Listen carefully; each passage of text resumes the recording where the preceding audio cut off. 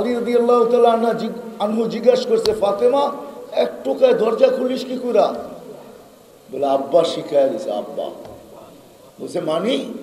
বলে আব্বা বলছে আলী কষ্ট করে আসবে, ফাতেমা দরজা যেন টোকাটুকি না করে, না করতে হয় তো তুমি আসার আগেই আমি পিঠ লাগায় দাঁড়ায় থাকি, টোকা যেন দরজায় না পড়ে আমার পিঠে পড়ে, এই জন্য দাঁড়ায়।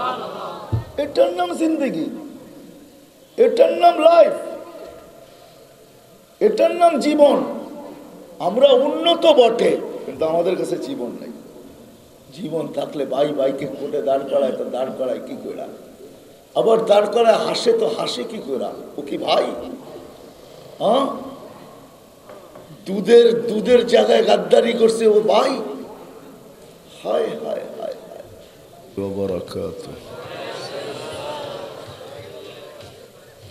আলহামদুলিল্লাহ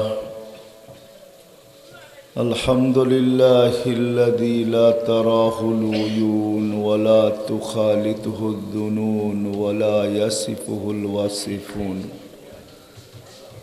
ওয়া লা তুগায়্যিরুহুল হাওয়াদিস ওয়া লা ইয়াখশাদ দাওয়াইর ইয়া'লামু মাসাকিলাল জিবাল ওয়া মাকাইলাল বিহার ওয়া আদাদা কতরিল আমতার وعدد ورق الأشجار وعدد ما أظلم عليه الليل وأشرق عليه النهار ولا تؤاري منه سماء سماء ولا أرض أرضا ولا بحر ما في قعري ولا جبل ما في واري هو الأحد الصمد الذي لم يتخذ صاحبة ولا ولد وخلق الخلق وأحصاهم عدد ورفع السماء بقدرته بغير عمد وبسط الأرض بقدرته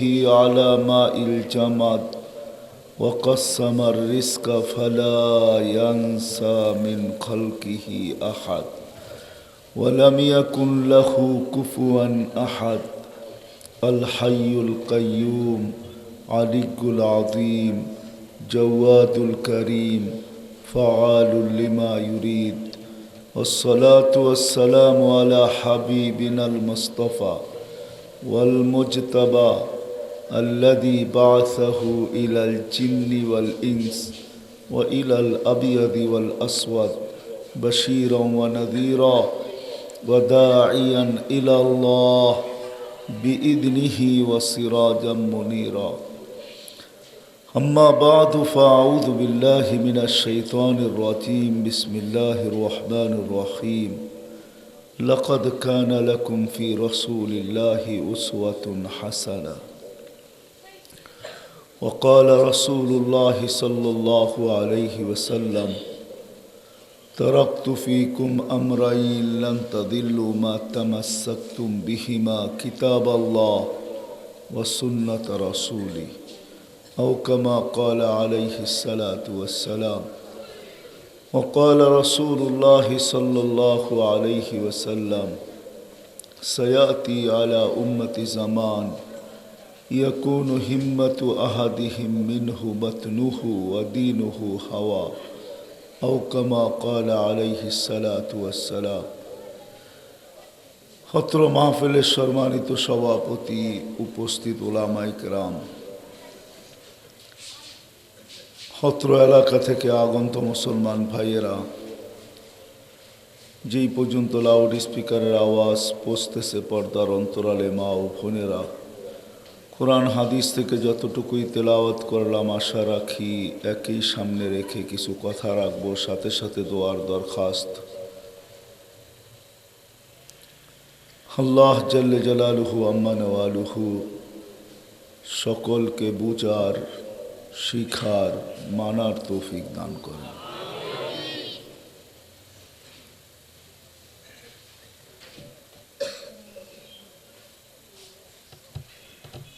বৎসরে একবার বাংলাদেশের আনাচে কানাচে সমস্ত মাদারেসগুলাতে এই ধরনের সভা হয়ে থাকে। এটা সবচেয়ে বড় উদ্দেশ্য, যেটা জনসাধারণের জন্য, ওই দিকেই আপনাদেরকে আমি নিয়ে যেতে চাইতেছি।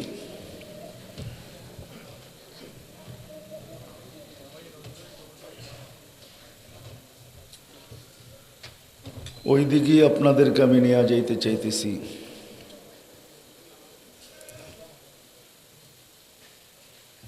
এরকম একটা পরিবেশ দাঁড় করানো বৎসরে একবার,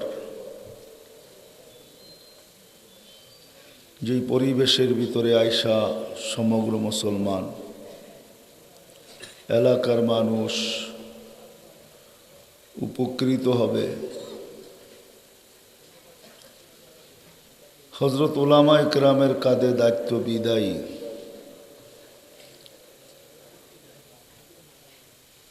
যেমন একটা পরিবেশ মাদ্রাসার বাংলাদেশের আনাচে কানাচে, গ্রামে গঞ্জে, শহরে, এমনকি অজয় পাড়াগায় হযরত উলামা ইকরাম নিজের দায়িত্ব মনে করা প্রথমত মাদ্রাসার পরিবেশ দাঁড় করান। যে পরিবেশটা আমাদের জন্য অনেক প্রয়োজনীয় ছিল বা প্রয়োজনীয় আছে। একটা ছোট্ট উদাহরণ দিয়ে শুরু করি। করোনার যখন লকডাউন শুরু হয়, তখন তারা সারা দুনিয়াও চিৎকার দিতেছিল। সাথে সাথে আমাদের দেশের কিছু লোক সারা দুনিয়ার মানুষের সাথে সম্মিলিত হয়ে চিৎকার দিতেছিল যে করোনার কারণে এমন বিপর্যয় বাংলাদেশে ঘটবে,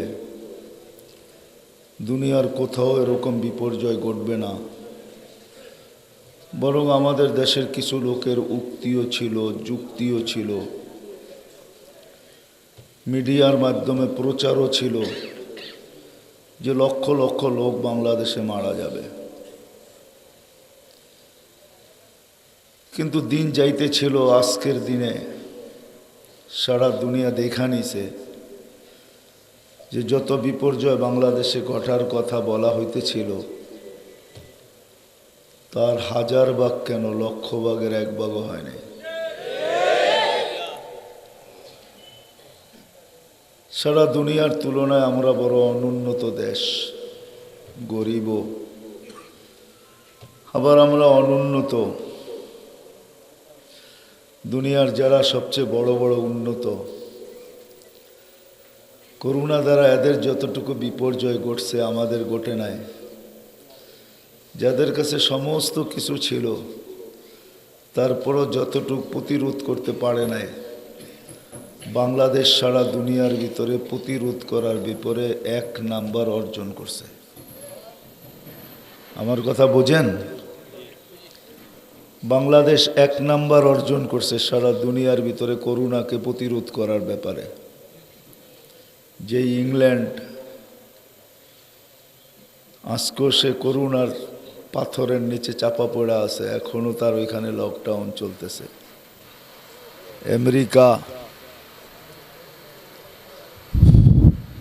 আমেরিকা, কানাডা, অস্ট্রেলিয়া, সর্ব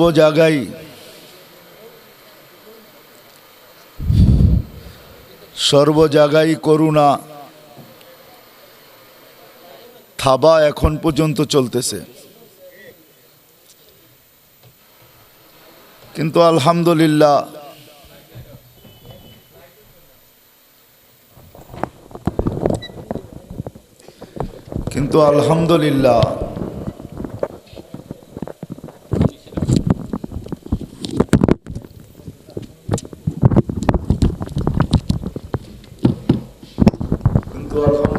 আমাদের দেশ করোনাকে প্রতিরোধ করার ব্যাপারে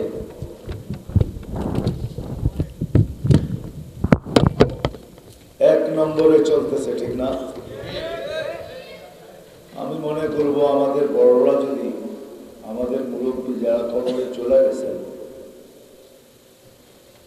এরা যদি কোরবানি না দিয়া, কোরবানি দেওয়ার মাধ্যমে, কোরবানি দিয়া শুধু সিলেটের কথা না, সারা বাংলাদেশের কথা, প্রত্যেকটা অঞ্চলে ওনারা যদি এই পরিবেশগুলো দান না করাইতেন,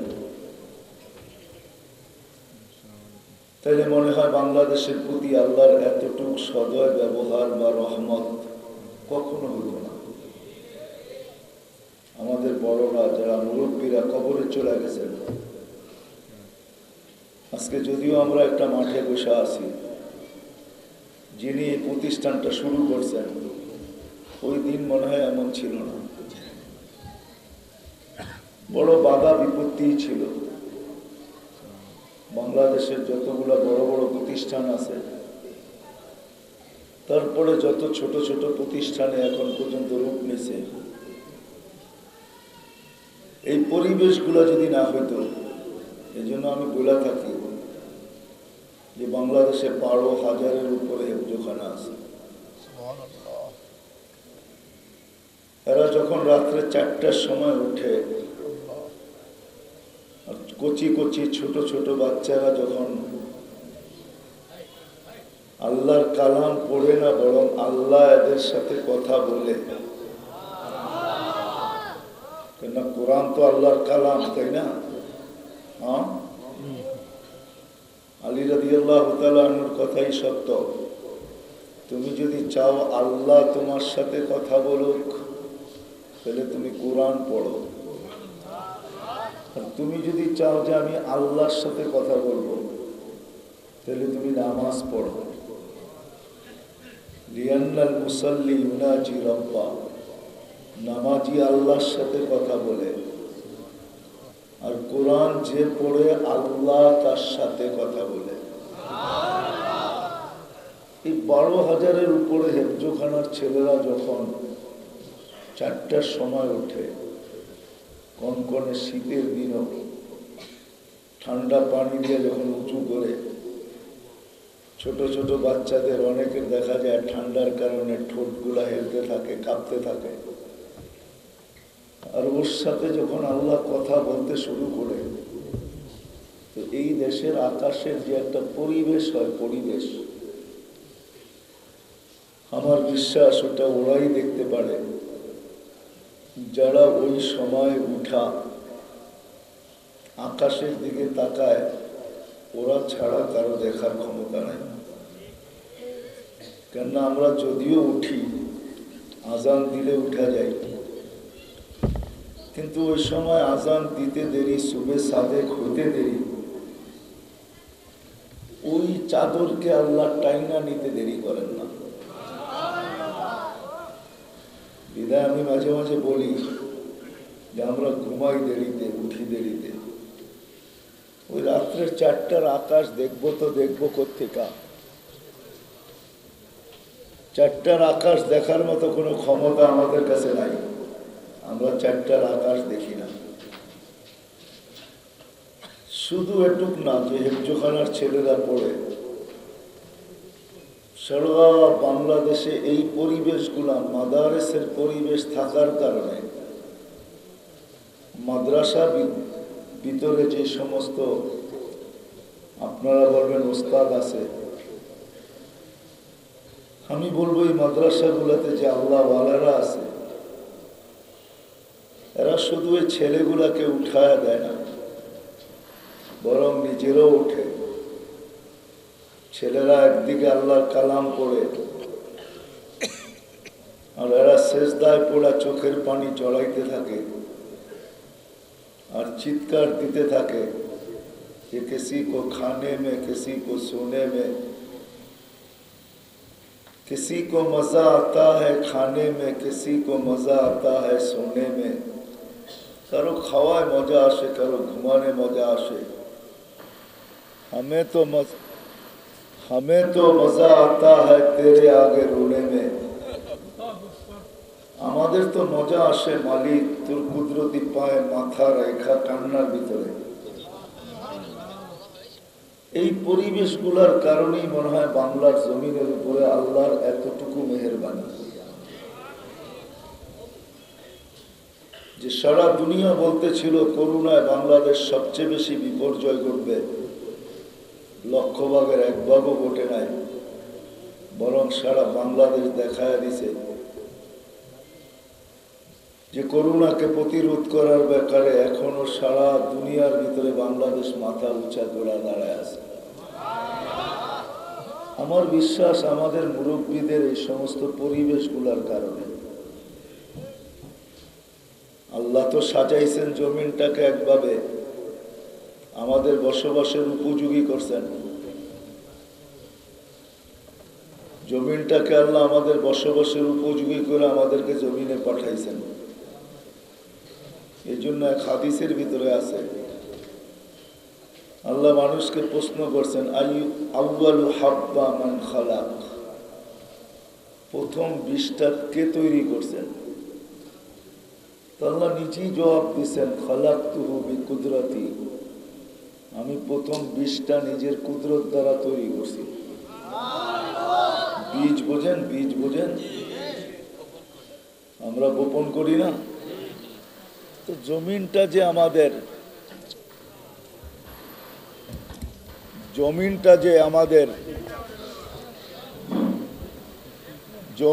যে আমাদের বসবাসের উপযোগী, আসলে মাইকের দোষ তো না, দোষ হলো আমার। আসল হলো কি জানেন, অবাগা যেদিকে তাকায় সাগর শুকায় যায়। আমি মনে করতেছি দোষটা আমার, মাইক আলার না। আমি আসা পর্যন্ত তো মাইক ভালোই চলতেছিল, ঠিক না? হ্যাঁ, আমি আসার পরেই মাইকটা ডিস্টার্ব শুরু করছে। বিদায় আমি ওই প্রবাদ বাক্যটা ভাবতেও ছিলাম, কিন্তু বলতে চাইতেছিলাম না, কিন্তু আপনাদের কারণে বলতে বাধ্য হলাম যে অবাগা যেদিকে তাকায় সাগর শুকায় যায়। মনে হয় আমার কারণেই মাইক নষ্ট হয়ে গেছে। মাইকালার কোনো দোষ নাই, আমিই দোষী। তো যেটা বুঝাইতেছিলাম, আল্লাহ জমিনকে আমাদের বসবাসের উপযোগী করা, জমিনকে তারপরে আল্লাহ আমাদেরকে পাঠাইছেন। এটা হলো পরিবেশগত, আল্লাহ আমাদের জন্য জমিনকে বসবাসের উপযোগী বানিয়েছেন। কিন্তু আরেকটা কথা আমি বলতে চাই, রাগ হয় না কেউ। আমাদের দেশে বহু সম্প্রদায় আছে, একদল লোক এটাও আছে যারা মযহাব মানতে রাজি না, ঠিক না? আমার কথা বোঝেন তো? চার মযহাব যে, এটা ওনারা মানতে রাজি না। ওনারা বলেন আমরা হাদিস দিয়া চলব। এতে আমার কোনো বিরোধ নাই, আমি কোনো বিরোধমূলক কথা বলতেছিলাম। কিন্তু আমি এটা অবশ্যই বলবো যে ওনারা ভৌগোলিকভাবে দুনিয়া চিনে না। ভৌগোলিকভাবে আল্লাহ দুনিয়াকে 4 ভাগে ভাগ করছে। কয় ভাগে? প্রথম হলো সাহারা, আরবিতে বলে সাহারা, মরু আর মরু। দ্বিতীয় হলো জিবাল আর জিবালি, পাহাড় আর পাহাড়। তৃতীয় হলো বাহারি অথবা সাহেলি, সমুদ্র আর সমুদ্র। আর চতুর্থ হলো সমতল। জিওগ্রাফি যে না জানে সেই কথা বলবে, ভূগোল যে না জানে, ভৌগোলিক চিত্র যার সাথে নাই, সে এই কথা বলবে যে আমি মযহাব মানি না। কিন্তু ভৌগোলিকভাবে দুনিয়ার ভাগ যে জানে, ওকে মানতেও বাধ্য। এই জন্য আমি আপনাদেরকে নিয়ে যেতেছি, কথায় কথা আসলো এই জন্য বলতেছি। যত সাহারা আছে, মরুভূমি, সমস্ত মরুভূমিতে মালিকি মযহাব। কি? আমি কিন্তু হুজুর ঘুরা বলতেছি, পড়া না। আমার কাছে পড়ার এলেম খুব কম, আমার কাছে চোখে দেখা এলেম অনেক বেশি। আলহামদুলিল্লাহ, আল্লাহ আমাকে এই পর্যন্ত 99টা দেশ দেখাইছে। একটা দেখলে সেঞ্চুরি পুরা হবে। আল্লাহ আমাকে 7 মহাদেশ দেখাইছে। আমার জুতার পাড়া 7 মহাদেশে আছে। আমি গুড়া বলতেছি, এই জন্য মরু মালিকি। যত সামুদ্রিক আছে, সামুদ্রিক বা সাহেলি, সমুদ্রের পার্বতী, সব সাফি। যত পাহাড়ি আছে, জিবালি, সব হাম্বলি। যত সমতল আছে, সব হানাফি। কেন আমি ঘুরা বলতেছি, আপনি মরুর যাবেন, ওইখানে মালিকি মুসাব মানা ছাড়া আপনার জন্য কোনো রাস্তা নাই, জান দিয়া দিতে হবে। ওইখানে মালিকি মুসাবই ফিট। আমি দেশও বলতেছি, সবচেয়ে বেশি মালিকি মুসাবের মার্কাজ যেটা, এটা হলো জাজায়ের, টিউনিসিয়া, মরক্কো, মরিতানিয়া। এছাড়াও যেটা আছে মালিকি মুসাব, সব হলো মরু। যত বাহারি আছে, বাহারি সমুদ্রের ভিতরে আল্লাহ শত শত দেশ বানায় রাখছেন, ছোট্ট ছোট্ট। আমার চোখে যেগুলা দ্বীপ আমি দেখছি, দ্বীপ দেশ, ওইখানে মালিকি ছাড়া মানার কোনো রাস্তা নেই। আর সাফি মানা ছাড়া কোনো রাস্তা নেই, সাফি মানতে হবে। আমরা যে বলি, শাফি রহমতুল্লাহ বলছেন ইল্লাল কালব ওয়াল খিনজির, ইল্লাল কালব ওয়াল খিনজির। সময় আসলে আপনাকে সবটি খাইতে হবে, না খাওয়া ছাড়া কোনো জান বাঁচানো যাবে না। আল্লাহর হিকমত হলো এটা। তৃতীয় হলো পাহাড়ি, সব হাম্বলি মুজাবের লোক, পাহাড়ি। সৌদি আরব পুরা পাহাড়, সব হাম্বলি। বাংলাদেশের মানুষ সমতল, এখানে সব হানাফি। দুনিয়ায় যত সমতল আছে সব হানাফি। আল্লাহ 4 মজহাব করছেন জমিনকে 4 ভাগে ভাগ করার কারণে। জমিন যদি 4 ভাগে ভাগ না হতো তাহলে 4 মজহাবও হইতো না। আমি পুরা বুঝছি, এটা কিতাব পড়া না, তাহলে আর 4 মজহাব হইতো না। জমিনকে আল্লাহ 4 ভাগে ভাগ করছেন বিধায় 4টা মজহাব আল্লাহ দাঁড় করাইছেন। কেননা আদ-দীন ইউসরুন, দিন সহজ। আল্লাহর রসুলেরও হুকুম আসিরু ওয়ালা তুআসিরু, সহজ করো, কঠিন করো না। যদি 4 মজহাব না হয় আর 3টা হইতো, তাহলে মরুতে হাজার হাজার লক্ষ লক্ষ মানুষ বাস করে। সাহারা মরুভূমি, যেটা শুরু হয়েছে জাজায়ের থেকে, বরং বলতে পারেন মিশর থেকে শুরু হয়েছে, যেটা যে শেষ হয়েছে মরিতানিয়ার শেষ মাথায়। আইনুস সাহারা, সাহারা মরুভূমির চক্ষু হলো মরিতানিয়ার ভিতরে, আইনুস সাহারা। দুপুরবেলা দাঁড়ায়া থাকলে দেখা যাবে, গাড়িতে বসে থাকলে দেখা যাবে 2টা চোখ আপনার দিকে চেয়ে রয়েছে। হ্যাঁ, এই জন্য কিতাবে আইনুস সাহারা বলছে। তো আমি যেটা বুঝাইতেছিলাম, শর্ট টাইমে আল্লাহ পরিবেশগত সাজায়া তারপরে আমাদেরকে পাঠাইছে। গাছপালা, তরু লতা, নদী নালা, কিন্তু আল্লাহ আধ্যাত্মিকগত একটা পরিবেশ চাইছেন। পরিবেশগত পরিবেশ হইলেই শুধু মানুষের জীবন হবে না, যতক্ষণ পর্যন্ত আরেকটা পরিবেশ সংযুক্ত না হবে, মিলিত না হবে, ততক্ষণ পর্যন্ত মানুষের জীবন হবে না। আজকে যেরকম আমাদের এখানে বসা আছে, সবাই আমরা ভাবি যে জীবন উন্নত হইলেই আমাদের জীবন হবে। এই জন্য উন্নত জীবনের জন্য সবাই কিন্তু ছুটতেছি, দৌড়াইতেছি। যতই আমরা উন্নত হইতেছি, ততই আমাদের জীবনের মজা কিন্তু দিন দিন বাহির হয়ে চলে যেতেছে। আমি কি বুঝাইতে পারতেছি? জীবনের মজা শেষ হয়ে যাইতেছে। যতই আমরা উন্নত হইতেছি, ততই কিন্তু আমাদের জীবনের মজা চলে যেতেছে। আমাদের আপোষের সম্পর্কগুলোর ভিতরে ততই দূরত্ব হইতেছে, দূরত্ব। এই সিলেটও পাওয়া যাবে, যত সিভিল কেস আছে, জায়গা জমিনের কেস, সব আপনজনের বিরুদ্ধে করে, ঠিক না? এমনও পাওয়া যাবে ভাইয়ের বিরুদ্ধে, ঠিক না?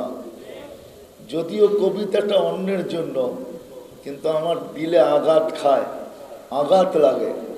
যদিও কবিতাটা কোনো মহিলা বলছিলেন, রাদিতা মিন দুররিহা ওয়া গাদারতা ফিহা ফামান আম্বাআকা আন্না আবাকা যিবু।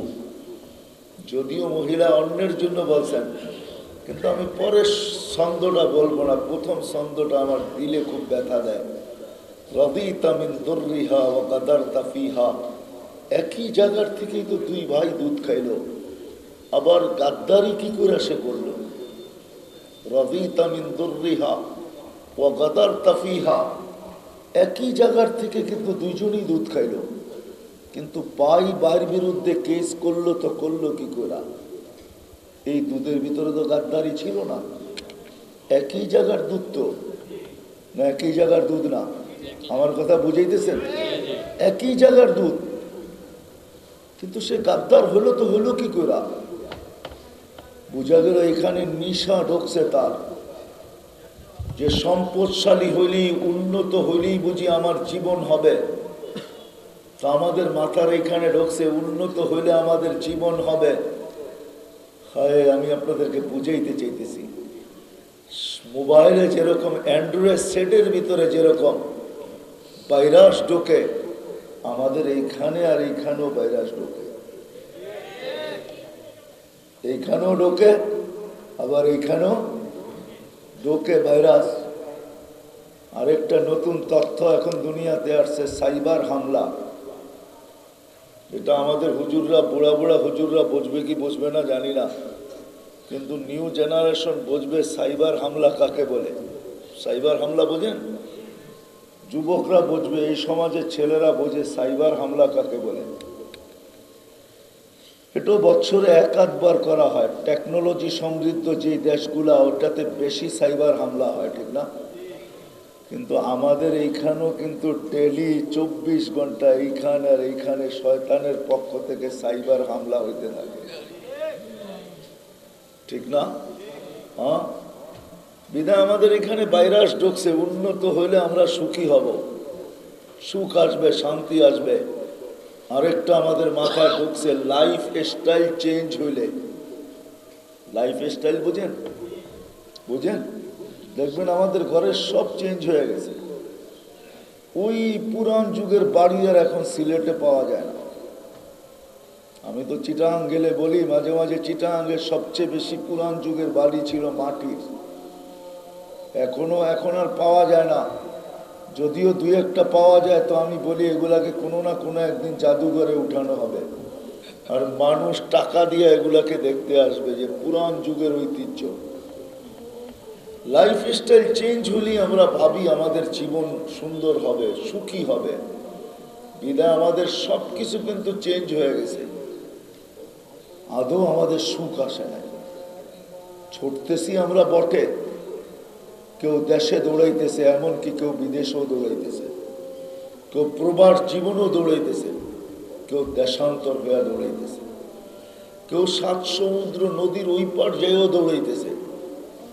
রাগ হয় না, পায়ে হাত রাখি, দুনিয়া ঘুরি বিদায়। এখানে হাজারো কান্না আমার রাখা আছে, হাজারো কান্না সেভ করা আছে। যারা এই আশায়, আমার মনে আছে 2008-এ আমি যখন নরওয়ের পরে, যেখানের পরে বরফ আর বরফ, রাশিয়ার একটা দেশ ছিল, এখন ইউরোপের আন্ডারে ওসলু, যখন আমি ওইখানে যাই, তো ওইখানেও যে আমি বাঙালি পাইছি। তো আমি জিজ্ঞাসা করছি, বাবা তোমরা এখানে কেন আসলাম? তো বলতেছিল, হুজুর বোঝেনি তো কেন আসলাম।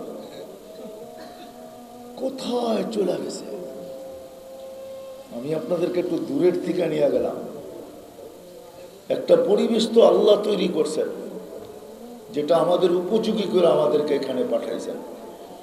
আরেকটা পরিবেশ হলো আধ্যাত্মিক। ওই পরিবেশটা যদি আমরা তৈরি না করতে পারি, ওই পরিবেশ যদি আমাদের ঘরে, জীবনে, সর্বক্ষেত্রে না হইল, যেই পরিবেশ দিয়ে আল্লাহ মুহাম্মদুর রাসূলুল্লাহ সাল্লাল্লাহু আলাইহি ওয়াসাল্লামকে পাঠাইছেন, একটা পরিবেশ দিয়া কিন্তু পাঠাইছেন, একটা মাহল দিয়া পাঠাইছেন, একটা পরিবেশ দিয়া পাঠাইছেন, একটা জীবন দিয়া পাঠাইছেন, একটা আদর্শ দিয়া পাঠাইছেন। আজকে ওই আদর্শ আমাদের, ওই পরিবেশ আমাদের জীবনে না থাকার কারণে, আমাদের ঘরে না থাকার কারণে, আমাদের এলাকায় না থাকার কারণে, আদর্শ না থাকার কারণে আজকে সব আমাদের কাছে আছে, কিন্তু আমাদের কোনো জীবন নাই, লাইফ নাই। যদিও আমরা লাইফ পাওয়ার জন্য, জীবন পাওয়ার জন্য ছুটতেছি, কিন্তু আমাদের জীবন নাই। জাযায়ে খায়ের দেখ, আমাদের মুরব্বীদেরকে যারা কবরে চলে গেছে, তারা কিন্তু সারা বাংলাদেশের ভিতরে এই পরিবেশটাকে তৈরি করার জন্য, যেন ঘরে ঘরে ওই পরিবেশ হয় যেই পরিবেশ মদিনা মুনাওয়ারা ছিল। টাকা তো ছিল না বটে, এটা আমিও মানব। সাহাবায়ে কেরাম গরিব ছিল, এটা আমি বিশ্বাস করব, গরিব ছিলেন, এটাও সত্য। এক হাদিসের তর্জমা এরকমই মনে হয়, সাহাবায়ে কেরামকে আল্লাহ রসুল জিজ্ঞাসা করছে, তোমরা রাস্তায় বসে থাকো কেন? তো বলছে, লাইসা লানা বুদ্দুনিয়া রাসূলুল্লাহ, আল্লাহর রসুল আমাদের জন্য কোনো গতি নাই, কেননা আমাদের ঘরগুলা ছোট ছোট, কামরা বেশি নাই, জায়গা বেশি নাই, বউ বেটি ঘরের ভিতরে আছে। আমরা সব সময় ঘরে বসে থাকলে এটা শোভনীয় হয় না, ওদেরও একটা জীবন আছে। বিদায় ইয়া রাসূলুল্লাহ, আমরা বাধ্য হয়ে রাস্তায় বসি। তো আল্লাহ রসুল বলছেন, রাস্তায় যখন বসো তো রাস্তার হক কিন্তু আদায় করো। ওনাদের মাথা গোঁজার ঠাঁই ছিল না, এটা আমি মানি। পায়ে জুতা ছিল না, এটাও আমি মানি। শরীরে কাপড় ছিল না, এটাও মানি। পেটে ভাত ছিল না, এটাও মানি। দরিদ্র ছিল, এটাও মানি। কিন্তু 12 কোটের মানুষ, ওনারা বাদশাহ ছিল, এটাও মানি। ওনারা বাদশাহ ছিলেন, বাদশাহ ছিলেন, ওনাদেরই জীবন ছিল, দুনিয়ার কিচ্ছু ছিল না ওনাদের কাছে। ওনারা বাদশাহ ছিলেন। প্রমাণ, যদি বাদশাহী না হইতেন, হায় হায়, 9 কোটি 30 লক্ষ মাইল দূরে সূর্যকে ইশারা করা থামায়, তো থামায় কি করে? 9 কোটি 30 লক্ষ মাইল দূরে সূর্যকে আলী রাদিয়াল্লাহু তাআলা ইশারা দিয়া থামায় রেখেছে, থাম, আমি আসর করি নাই। থামায় তো থামায় কি করে যদি বাদশাহী না হবে? আমার মনে হয় ওই হাদিস এদের উপরেই সত্যায়িত হয়েছে, মাল্লাহুল মাওলা ফালাহুল কুল, মাল্লাহুল মাওলা ফালাহুল। ওনারা একটাই বুঝছেন যে আল্লাহকে সাথে নিয়ে নিলেই হবে। আর আল্লাহ ওয়াদা করছেন, ইদা ওয়াজাদতানি ওয়াজাদতা কুল্লা শাই, আমাকে পাইলে, আমাকে পাইতে দেরি, সব তোর হাতের নাগালে দিতে আমি দেরি করব না। হাতের নাগালে বোঝেন, তোর হাতের রেঞ্জের ভিতরে দিতে দেরি করব না। যদিও দুনিয়া বলে 9 কোটি 30 লক্ষ মাইল দূরে সূর্য, আমি তো বলবো এটা আলী রাদিয়াল্লাহু তাআলা আনহুর আঙ্গুলের মাথার ভিতরে ছিল। আমাদের যেরকম টাচ করলে সারা দুনিয়া পাওয়া যায়, আমি যুবকদেরকে বলতেছি, হুজুররা তো বুঝবে না, যুবকরা যেরকম গুগলে টাচ করলে সারা দুনিয়া সামনে চলে আসে, সাহাবারা হাত বাড়াইলে সব সামনে চলে আসতো। যার কারণে এত দূরে সূর্যকেও থামাইতে পারতেছে, টোকা দিয়া ভূমিকম্প দূরীভূত করতে পারতেছে। আজ থেকে 4-5 বছর হবে, আমি যখন তমিমে দারি রাদিয়াল্লাহু তাআলা আনহুর কবর দেখতে যাই, টিউনিসিয়ার লিবিয়ার বর্ডারে হলেন ওনার কবর। তো কবরে যাওয়ার পরে আমার দিলে একটা আকাঙ্ক্ষাই ছিল, জিয়ারত তো হয়ে গেছে, সাহাবী রসুল 1 বছরের সাহাবী, মাত্র 1 বছর বয়স পাইছেন। 9 হিজরিতে মুসলমান হয়েছেন, 10 হিজরিতে আল্লাহ রসুল দুনিয়া থেকে চলে গেছেন। ওনার সাহাবিয়াতের বয়স হলো 1 বছর মাত্র। তো ওইখানে যাওয়ার পরে আমার মনের ভিতরে আফসোস ছিল যে তমিমে দারি রাদিয়াল্লাহু তাআলা আনহু, তুমি চলে গেছো, এতে আমাদের কোনো আফসোস নাই। মানুষ বিদায় চলে যেতে হবে, তুমি যদি হাত দুটা রেখা যেতা, তাইলে আমাদের মনে হয় ফায়ার সার্ভিসে এত খরচ হতো না। যেইখানে আগুন ওইখানে তোমার হাত, যেইখানে আগুন ওইখানেই তোমার হাত, আগুন নিভতে বাধ্য। আমি 6 বার গেছি সুদান, দরিয়ায় নীল দেখার আল্লাহ আমাকে 6 বার সুযোগ দিয়েছেন। শুধু দেখার না, বাকিগুলা বাদ দিলাম। 4500 কিলোমিটার লম্বা হলো দরিয়ায় নীল, আর জান্নাতের 4টা নদীর ভিতর থেকে একটা হলো দরিয়ায় নীল, ঠিক না? 4টা নদী দুনিয়াতে আছে যেটা জান্নাত থেকে প্রবাহিত, একটা হলো দরিয়ায় নীল। কিন্তু দরিয়ায় নীলে যাওয়ার পরে আমি দরিয়া দেখছি, নদী দেখছি, এটা তো একটা সৌভাগ্য ছিল, কিন্তু ভিতরে একটা বড় আফসোস ছিল যে হায় যদি উমর রাদিয়াল্লাহু তাআলা আনহুর চিঠিটা পাইতাম তাহলে মনে হয় আমাদের পদ্মা, মেঘনা, যমুনার পানির আর সমস্যা হতো না, চিঠি দিতে দেরি, পানি ছাড়তে দেরি হতো না। না, হাসার বিষয় না, এই চিঠি, এই দরিয়াকেই তো উমর রাদিয়াল্লাহু তাআলা আনহু চিঠি দিছিলেন, মিন আমিরিল মুমিনিন ইলা নাহরিন নীল ফাইন তাজরি বিআমরিল্লাহি ফাজরি ওয়া ইল্লা ফালা তাজরি। আল্লাহর হুকুমে যদি চলো তো চলো, না চলে তোমার মতো দরিয়ার, তোমার মতো নীলের আমাদের প্রয়োজন নাই। চিঠি ছাড়তে দেরি, যুবতীকে বিসর্জন দিলে যতটুকু পানি দিত এর চেয়ে 6 ফিট পানি বেশি আসতে দেরি করে নেয়। আপনাদেরকে আমি ওই দৃশ্য দেখাইতে পারবো না। এখনো দরিয়ায় নীল যখন 6 ফিট উঁচা হয়ে যখন পানি উঠতে থাকে, নেটে সার্চ দিলে আপনি পাবেন ওই মুহূর্তে, ওই দিন যেদিন ওমর রাদিয়াল্লাহু তাআলা চিঠি ছাড়ছিলেন, আজকেও দরিয়ায় নীল ওই মুহূর্তে যখন পাহাড় ফাইরা যখন পানি বাহির হয়ে উঁচা হয় আর সামনের দিকে 4500 কিলোমিটার দৌড়াইতে থাকে, তো উঁচা হওয়ার পরে সবাই ভাবতে থাকে যে মনে হয় 2 কুল সব প্লাবিত করে ভাঙ্গা চুরা চলে যাবে, কিন্তু দরিয়ায় নীল আগে ছুটতে থাকে পানি, দরিয়ায় নীলের বাহিরে 1 ইঞ্চি বাহির হয় না, 1 ইঞ্চি।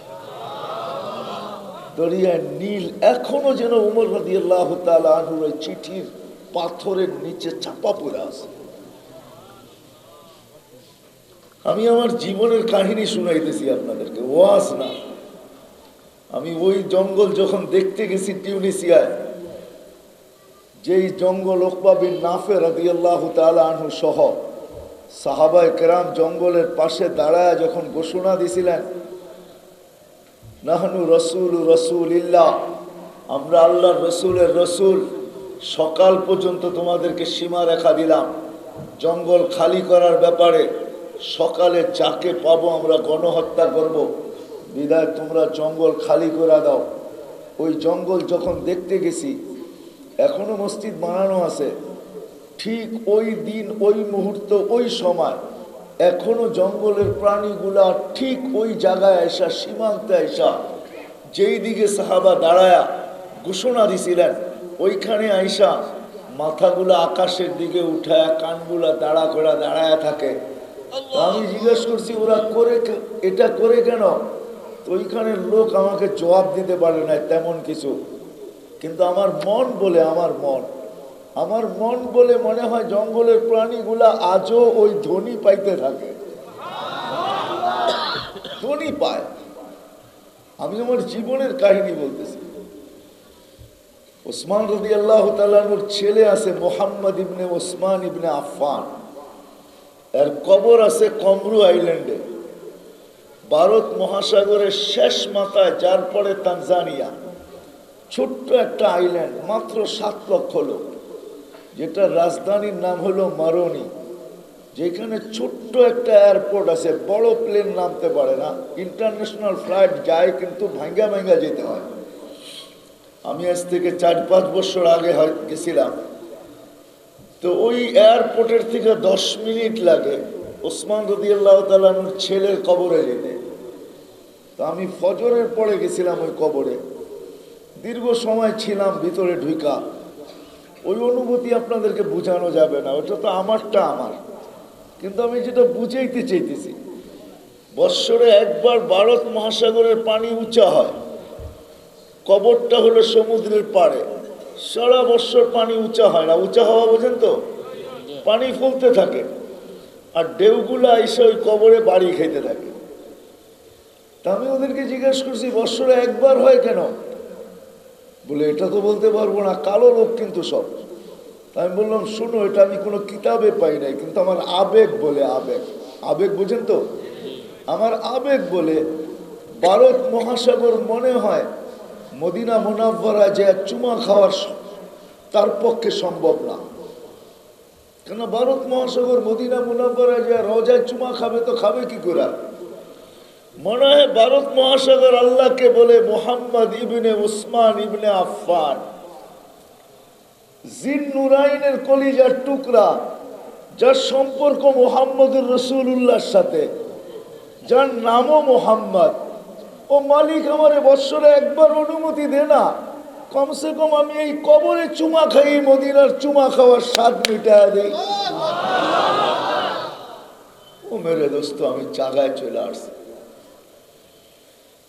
আজকে যে বাংলাদেশের এই যে পরিবেশ বৎসরে একবার আসে, বা বাংলাদেশের আনাচে কানাচে ছোট বড় মাদ্রাসা, আল্লাহ ওয়ালারা যারা কবরে চলে গেছে, আমাদের মুরব্বীরা, হয় এটা মনে হয় মাদ্রাসাওয়ালারা স্বীকার করবে, যিনি মাদ্রাসা বানিয়েছিলেন, হয় উনি আজকের দিন দেখা যেতে পারে না। যেই দিন আজকে যারা আমরা আছি দেখতেছি, উনি মনে হয় এই দিন কোনোদিন দেখা যেতে পারে না।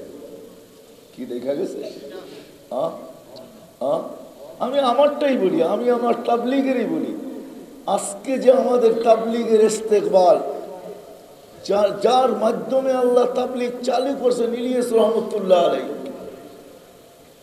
উনি ওই সোনালী দিন আর ইস্তেকবালের দিন দেখা যেতে পারেন নাই। উনি তো ক্ষুধা নিয়েই কবরে চলে গেছে। আজকে যা দেখতেছি সব আমরা দেখতেছি, ঠিক না? কি বলেন? আল্লাহ রসুলও তো ক্ষুধা নিয়ে চলে গেছে, ঠিক না? কবরে না চলে যায় নাই, ক্ষুধার তো অবস্থায় তো গেছেন, ঠিক না? কিন্তু তারপরে মুসলিম দুনিয়া যা দেখছে, দুই খেলাফতের আমলে যা দেখছে, খেলাফতে ওসমানিয়া, খেলাফতে রাশেদা বাদই দিলাম, খেলাফতে ওসমানিয়া, খেলাফতে আব্বাসিয়া, তারপরে খেলাফতে বনু উমাইয়া, দুনিয়াতে যা দেখছে ওটা কি আল্লাহ রসুল দেখছে? প্রশ্নই ওঠে না। আমাদের বড়রা যারা আমাদেরকে পরিবেশ দিয়ে গেছেন, ওনারা পরিবেশ দিয়ে গেছিলেন আধ্যাত্মিক পরিবেশ। ওনাদের উদ্দেশ্যই ছিল একটা আধ্যাত্মিক পরিবেশ সারা বাংলাদেশের ভিতরে হোক, যেটা মুহাম্মদুর রাসূলুল্লাহ সাল্লাল্লাহু আলাইহি ওয়াসাল্লাম নিয়ে আসছিলেন। এই জন্যই কিন্তু হোসাইন আহমদ মাদানী রহমতুল্লাহ আলাইহি দীর্ঘদিন এই সিলেটের মাটিতেই ছিলেন, ঠিক না? ওনার এক মেয়ের কবরও মনে হয় সিলেটের মাটিতেই, ঠিক না? কেন ছিলেন? ইউপি ছেড়া এখানে কি বেতন বেশি দিত না ওইখান থেকে সুযোগ সুবিধা বেশি ছিল? কি ওই যুগে বেশি ছিল? না না না, আধ্যাত্মিক এক পরিবেশ আমাদেরকে দিতে চেয়েছিলেন, যে পরিবেশের মাধ্যমে আমাদের জীবন হবে। এই জন্য সাহাবায়ে কেরাম গরিব ছিল বটে, কিন্তু ওনাদের একটা কথা বুঝে আসছিল, আমাদের আজকে বুঝে আসে না। আমাদের বুঝে আসছে দুইটা, জীবন উন্নত হইলেই আমরা সুখী, লাইফ স্টাইল চেঞ্জ হলেই আমরা সুখী। না না না, ওনাদের বুঝে আসছিলেন না, মুহাম্মদুর রাসূলুল্লাহ সাল্লাল্লাহু আলাইহি ওয়াসাল্লামের জিন্দেগি হইলেই সুখী, আল্লাহর রসুলের জিন্দেগি হইলেই আমরা সুখী, আল্লাহর রসুলের লাইফ স্টাইল হইলেই আমরা সুখী।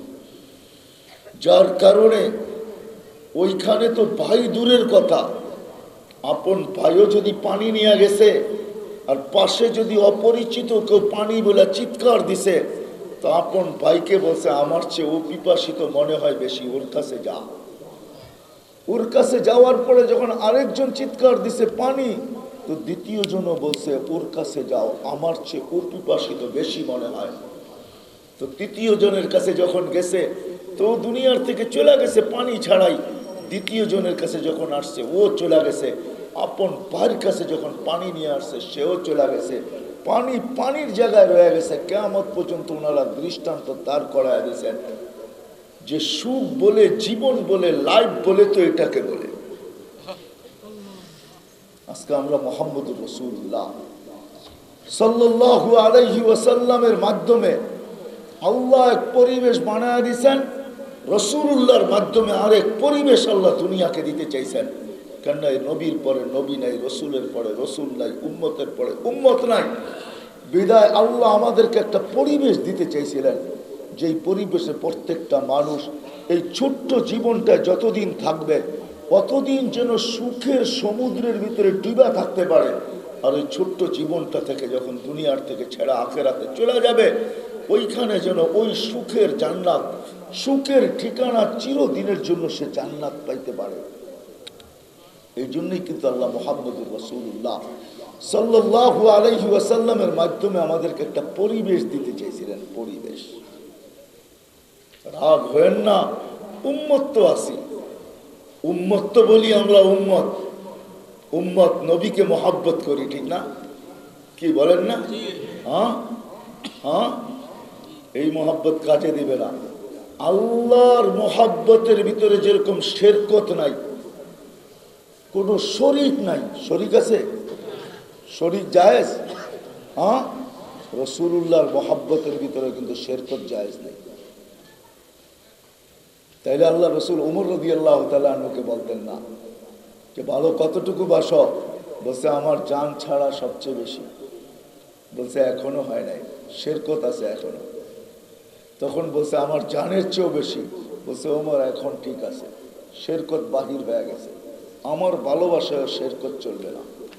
আজকে রাসূলুল্লাহ সাল্লাল্লাহু আলাইহি ওয়াসাল্লামকে ভালোবাসি বটে, কিন্তু ওনার জিন্দেগি, ওনার আদর্শ, ওনার জীবন আমাদের ভিতরে কতটুকু আছে, সুন্নত কতটুকু আছে। অথচ ওয়াদা তো নিয়ে আসছিলেন, আল্লাহর কাছ থেকে মঞ্জুর করায় নিয়ে আসছিলেন যে এক সুন্নতের বিনিময়ে আল্লাহ এই উম্মতকে মাফ করবে। এক সুন্নতের বিনিময়ে। কয় সুন্নতের? এক সুন্নতের বিনিময়ে যদি আল্লাহ মাফ না করতেন, তাহলে ইমাম আবু দাউদ রহমতুল্লাহ আলাইকে কোনোদিন এই কথা কিতাবে লেখা আসতো না, মুহাদ্দিসিনে কেরাম কোনোদিন নকল করতে পারতো না। শুধু একটা সুন্নতের বিনিময়ে উপর থেকে আওয়াজ আসছে, কদ গফরনা লাক ইয়া আবা দাউদ, আবু দাউদ তোকে আমরা মাফ করে দিলাম। যা, শুধু এক সুন্নতের বিনিময়ে। কয় সুন্নত? এক সুন্নতের বিনিময়ে আজকে আল্লাহ একটা পরিবেশ তৈরি করে দুনিয়াতে আমাদেরকে পাঠাইছেন। আমাদের দায়িত্ব ছিল আরেকটা পরিবেশ তৈরি করা। আমাদের বড়রা এটাকে চেষ্টা করা, যতটুকু সাধ্য করছেন, যতটুকু সাধ্য করতে করতে করতে করতে প্রত্যেকে কিন্তু কবরে চলে গেছে। আমাদের মুরব্বীদের ভিতরে এমনও ইতিহাস পাওয়া যায়, হয় হয় কচুর শাক খায়া দুনিয়ার থেকে চলে গেছেন। কচুর শাক, এর চেয়ে বেশি কিছু দুনিয়াতে জুটে না, চলে গেছেন। কিন্তু আমাদেরকে একটা পরিবেশ দিতে চাইছিলেন, কিন্তু আফসোস বললাম না, ওই ভাইরাস ঢুকার কারণে ওই পরিবেশ আমাদের ভিতর থেকে শেষ হয়ে আমাদের মাথায় ঢুকছে উন্নত লাইফ হইলেই আমাদের সুখ হবে, লাইফ স্টাইল চেঞ্জ হলেই আমাদের সুখ হবে। না না না না, এই জন্য আমি কথা শেষ জায়গায় চলে আসছি। যদি চাই এই ছোট্ট জীবনটায় সুখে থাকতে, আমি দুই একটা উদাহরণ আপনাদেরকে হাদিস থেকে দিব। এই ছোট্ট জীবনটা যদি সুখে থাকতে চাই, ছোট্ট জীবনটা, তাহলে মুহাম্মদুর রাসূলুল্লাহ জিন্দেগি ছাড়া বিকল্প কোনো রাস্তা নাই। দুনিয়া দৌড়ে দেখতে পারে, আপনি ভাববেন উন্নত দুনিয়ালারা বড় সুখে আছে। না না না, হাতির দাঁত দেখার একটা, খাওয়ার আর একটা।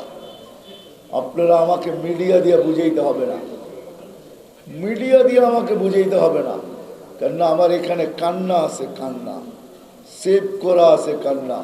আমার এই দুই চোখ দেখছে আপনাদের উন্নত বিশ্বের মানুষ কতটুকু সুখী। আমার কাছে চিঠি আছে, চিঠি চিঠি আছে আমাদের কাছে, চিঠি। উন্নত বিশ্বের মানুষগুলা চিঠি লিখছে, আমরা জাহান্নামের কিনারে চলে গেছি, আমাদেরকে বাঁচাও। তাও পুরুষের পক্ষ থেকে না, মহিলাদের পক্ষ থেকে চিঠি আছে, আমাদেরকে শেল্টার দাও, আমাদেরকে বাঁচাও, আমরা জাহান্নামের কিনারে চলে গেছি। রাগ হয়ে যাবেন বললে? আপনাদের লন্ডনে তো 3Wর কোনো ইয়ে নাই, কি নাই? বিশ্বাস নাই। 3Wর কোনো বিশ্বাস নাই, ওয়েদারের কোনো বিশ্বাস নেই। এই জন্য সবার বগল তোলে একটা ছাতা। এই আকাশ পরিষ্কার, এই ঝুমঝুমে বৃষ্টি। দ্বিতীয় হইল কাজের কোনো বিশ্বাস নাই, বিকালে করে আসছে, সকালে যেয়ে দেখবে চাকরি নাই। আর তৃতীয় হইলো ওয়াইফের কোনো গ্যারান্টি নাই। সকালে রাইখা গেছে, বিকালে বাড়ির থেকে ফিরে অফিস থেকে এসে দেখবে এটা কই জানি গেছে গা নাই। 3Wর কোনো গ্যারান্টি নাই। আপনি উন্নত দুনিয়া নিয়ে কি বলবেন? বললাম না আমার এখানে হাজারো কান্না আছে। শুধু ওদের কান্না না, ওদের কান্না দেখে আমি কাঁদছি, এই কান্নাও এখানে সেভ করা আছে। যদি পেন ড্রাইভের মতো কম্পিউটার থেকে বাহির করা যায়, যেরকম পেন ড্রাইভের ভিতরে বাহির করা যাইতো, তো আমি আপনাকে এখানে ছাইরা দেখাইতাম যে শুধু দেখতে থাকো আর চোখের পানি জড়াইতে থাকো। না না, এই ছোট্ট জীবনটাকে সুখে থাকার জন্য, যেন আমরা সুখে থাকি, এই জন্য আল্লাহ মুহাম্মদুর রাসূলুল্লাহ সাল্লাল্লাহু আলাইহি ওয়াসাল্লাম দিছিলেন, আল্লাহর হাবিব দিছিলেন। হাবিব কি? হাবিব বোঝেন কি? বন্ধু না, হাবিব বলা হয় যার ভালোবাসায় পড়া সব কিছু তাকে দিয়া দেওয়া হয়, এটার নাম হলো হাবিব। আল্লাহর রসুলের ভালোবাসায় পড়ছে আল্লাহ। আল্লাহ যদি ভালোবাসায় না পড়তেন তাহলে আল্লাহ কোনোদিন এই কথা বলতেন না, সাউফা ইউতিকা রাব্বুকা ফাতারদা। যদি ভালোবাসায় না পড়তেন তো আল্লাহ কোনোদিন এই কথা বলতেন না, ওয়াদ্দুহা। বন্ধু আপনার চেহারার কসম। যদি ভালোবাসায় না পড়তেন তাহলে আল্লাহ এই কথা কোনোদিন বলতেন না, লা উমরুকা। বন্ধু আপনার জিন্দেগির কসম। আল্লাহ এক একটা জিনিসের কসম খাইছেন। আল্লাহ যদি ভালোবাসায় না পড়তেন তো জান্নাতের চাবি বন্ধুকে দিয়া দিতেন না। যদি ভালোবাসায় না পড়তেন মাকামে মাহমুদ দিতেন না।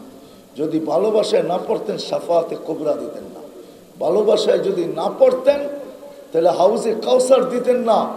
ভালোবাসায় যদি না পড়তেন, সব নবীর নাম একটা রাখছে, বন্ধুর নাম নিজে চয়েস করে 10টা না রাখতেন না। যদি ভালোবাসায় না পড়তেন তাহলে জিবরিল কোনোদিন এই হাদিস নিয়ে আসতো না। আল্লাহর রসুলও কোনোদিন বলতেন না, কাদ উতিতু মাফাতিহাস সামাওয়াতি ওয়াল আরদ। আকাশ জমিনের সমস্ত ভান্ডারের চাবি আল্লাহ আমাকে দিতে চাইছেন, আমি নেই না, এটা হলো অন্য কথা। আল্লাহ দিয়া দিয়েছেন সমগ্র ভান্ডারের চাবি।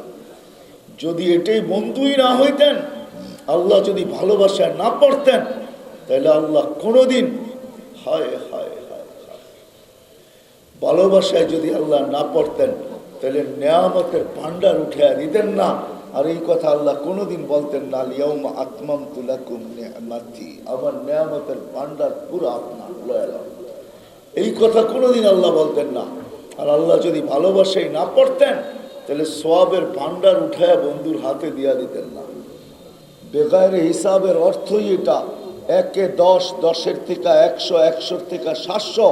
তারপরে যখন হাত তুলছেন জিদলি উম্মতি, আটটু বাড়ায়া দেন, তা আল্লাহ যেন বলতে চাইতেছে, বন্ধু আপনার পরে নবী নাই, উম্মতের পরে উম্মত নাই, সওয়াবের পাত্র রাইখা করব তো করব কি, পুরাটাই আপনি নিয়ে যান বেগায়ের হিসাব। আমি তর্জমা এটাই বুঝছি, পুরাটাই আপনি নিয়ে নেন, পুরা পাত্রই আপনি নিয়ে নেন। হাবিব বানাইছেন হাবিব, ওই বন্ধু দিছেন আল্লাহ আমাদের এই ছোট্ট জীবনটাকে সুখে কাটানোর জন্য। সুখ যেন সুখে ভরা থাকে। হায় হায়, কেমনে বুঝাবো? সুখ ছিল সাহাবাদের জিন্দেগি, সুখে ভরা ছিল। কেউ আজ পর্যন্ত কলম ধরার সুযোগ পায় নাই যে ওনারা অসুখী ছিলেন, সুখী ছিলেন না। হ্যাঁ, গরিব ছিল, এটা আমিও মানি। গরিব ছিল, এটা আমিও মানি। গরিব ছিল, গরিব ছিল, গায়ে কাপড় ছিল না, মাথা গোছার ঠাই ছিল না, পায়ের চলার জুতা ছিল না, এটা আমি মানি। কিন্তু সুখী ছিল, সুখী। কি ফাতেমা রাদিয়াল্লাহু তাআলা আনহুকে আলী রাদিয়াল্লাহু তাআলা জিজ্ঞাসা করছে, আলী এক টোকায় দরজা খুলো কি? ফাতেমা, আলী রাদিয়াল্লাহু তাআলা আনহু জিজ্ঞাসা করছে, ফাতেমা এক টোকায় দরজা খুলিস কি করে? বলে আব্বা শিখায় দিছে। আব্বা বলছে মানি? বলে আব্বা বলছে আলী কষ্ট করে আসবে, ফাতেমা দরজা যেন টোকাটুকি না করে, না করতে হয় তো তুমি আসার আগেই আমি পিঠ লাগায় দাঁড়ায় থাকি, টোকা যেন দরজায় না পড়ে আমার পিঠে পড়ে, এই জন্য দাঁড়ায়। এটার নাম জিন্দেগি, এটার নাম লাইফ, এটার নাম জীবন। আমরা উন্নত বটে কিন্তু আমাদের কাছে জীবন নেই। জীবন থাকলে ভাই ভাইকে কোর্টে দাঁড় করায়, তো দাঁড় করায় কি করে? আবার দাঁড় করায় হাসে, তো হাসে কি করে? ও কি ভাই? হ্যাঁ, দুধের জায়গায় গাদ্দারি করছে ও ভাই? হায় হায় হায় হায়। নবীর জিন্দেগি ছাড়ছি, সাহাবায়ে কেরামের সুখী ছিলেন, সুখী। আর পরকালের জীবনটা বাদশাহী ছিল, আল্লাহকে পায়া গেছিলেন। ওনারা আখিরাতের বাদশাহ ছিল, বাদশাহ ছিলেন। এই জন্য আজকেও যদি আমরা চাই যে আমাদের জীবনটা সুখী হোক, তাহলে আমাদের বড়রা যে পরিবেশ তৈরি করার জন্য হাজারো গালি শুনছেন, হাজারো, সিলেটের বহুত এলাকা আছে, বড়রা ওইটাকে ঠিক করতে যায় গালি কেন, জুতাও খাইতে হয়েছে, জুতা মাইরও খাইতে হয়েছে, ঠিক না? না খাইতে হয় না? কি এরকমই ছিল পরিবেশ? যে অন্ধকার ছিল সারা বাংলাদেশের ভিতরে, এগুলাকে দূর করতে যায়, হায় হায়, মুহাম্মদুর রাসূলুল্লাহ যে কষ্ট সহ্য করছেন, আমাদের মুরব্বীরও এরকমই কষ্ট সহ্য করে এক পরিবেশ তৈরি করতে চেয়েছিলেন, যে পরিবেশের ভিতরে প্রত্যেক ব্যক্তি মুহাম্মদুর রাসূলুল্লাহর আদর্শে আদর্শবান হবে, সুন্নতওয়ালা জিন্দেগি গ্রহণ করবে, দুনিয়ার জীবনও সুখী হবে, আখিরাতও সুখী হবে। আজকে আমরা ছাড়ছি, অথচ আল্লাহর ওয়াদা ছিল, क्या फातूने मोहम्मद से तो हम तेरे हैं, ये दुनिया क्या चीज है, लौह कलम तेरे हैं। ওয়াদা ছিল আল্লাহ, আমার বন্ধুর আদর্শকে যদি আদর্শ বানাও, বন্ধুর গোলামি যদি তোমরা গ্রহণ,